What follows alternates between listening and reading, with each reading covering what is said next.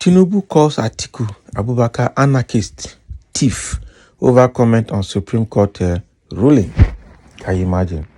So, so Tinubu himself now is calling somebody else an anarchist and calling somebody else a thief. Wonder shall never end. Is this not pot calling kettle black? Now, wow. While ignoring the certificate forgery issue raised by Mr. Abubakar, Mr. Tinubu called the opposition candidate a hypocrite, saying Mr. Abubakar is one of the Africa's worst kleptocrats. Can you imagine? Okay. So on Monday, President Bola Tinubu criticized Atiku Abubakar, labeling him as a demagogue, an anarchist, and a kleptocrat in response to the former Vice President outburst over the Supreme Court's rejection of new certificate forgery evidence that would have nullified Mr. Tinubu's electoral victory. Right, so Mr. Tinubu, in a statement through Bayo Nanuga, one of his aides, was reacting to a press conference on Monday where Mr. Abubakar berated the Independent National Electoral Commission, INEC, for failing to disqualify Mr. Tinubu and the Supreme Court's failure to admit evidence of a certificate forgery. We were wrong to expect that Atiku at 77 would play the statesman and spokesman and accept with equanimity the verdict of the highest court and the people of Nigeria. Mr. Tinubu said instead he unashamedly constituted himself into a demagogue and anarchist in the way and manner he sought to pull down and delegitimize all the institutions of state, all in a futile bid to achieve what he could not get via the ballot box.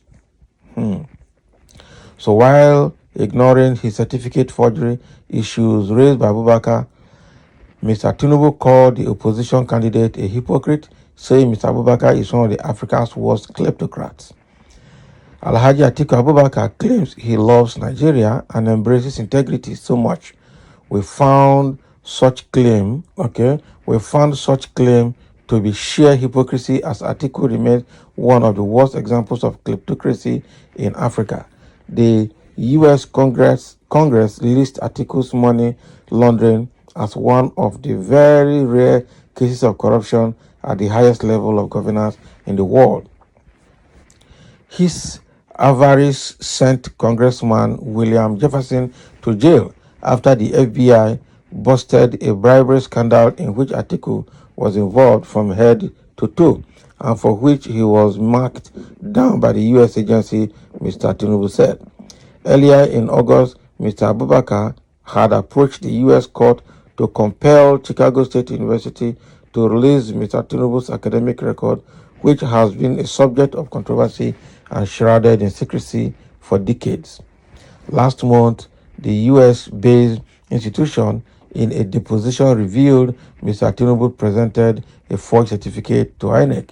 CSU's deposition had sparked reactions amongst Nigerians, with many calling for Mr. Tinubu's ouster in line with Nigeria's constitution.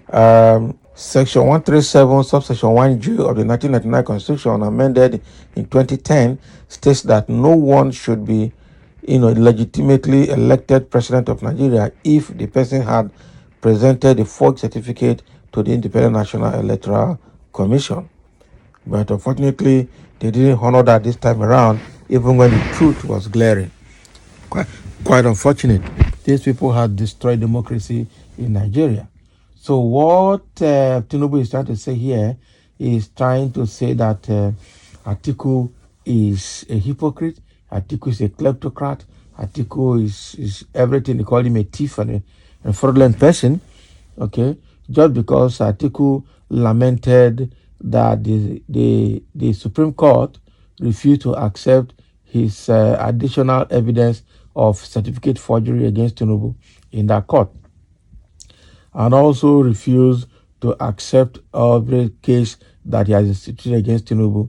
And so in reacting to that, the APC, the Tinubu, through Bayo Nanuga, is now saying that, Atiku is hypocritical in his bid to take over presidency, to take over government, which he could not win through the ballot box. Okay, he called him a hypocrite, a thief, and somebody who was involved with fraud with William Jefferson of the United States, which has made William Jefferson now to face imprisonment in the U.S. because of bribery, corruption case that took place, and Atiku was involved from head to toe. Okay. So if you look at the political landscape of Nigeria, it's actually an unfortunate situation that Nigeria is finding itself, that we cannot find people of good integrity to lead the country even at this moment.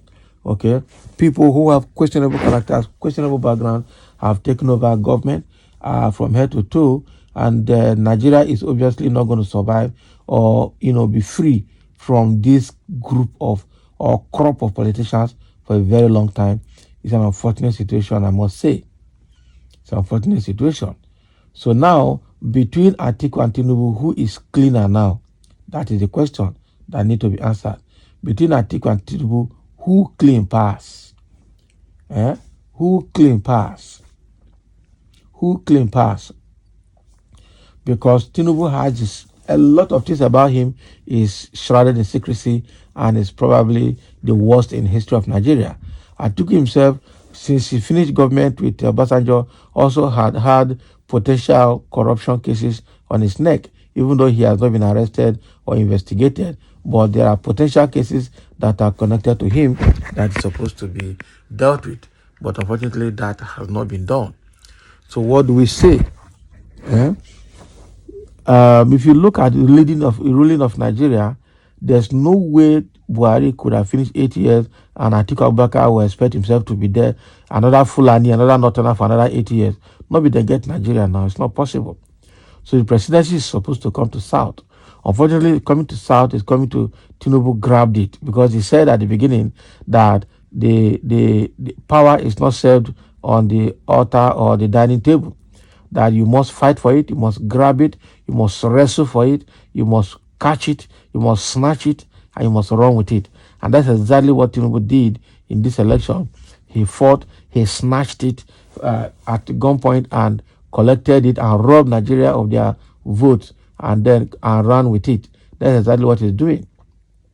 And that is why we say that Nigeria is in for a long haul. Both of them have issues, I tell you, integrity issues, bad records, and everything. And hoping to have them as president is actually a very bad one. We needed a neutral person with a better integrity to lead this country. Unfortunately, this crop of corrupt politicians have grabbed Nigeria by the throat, by the jugular.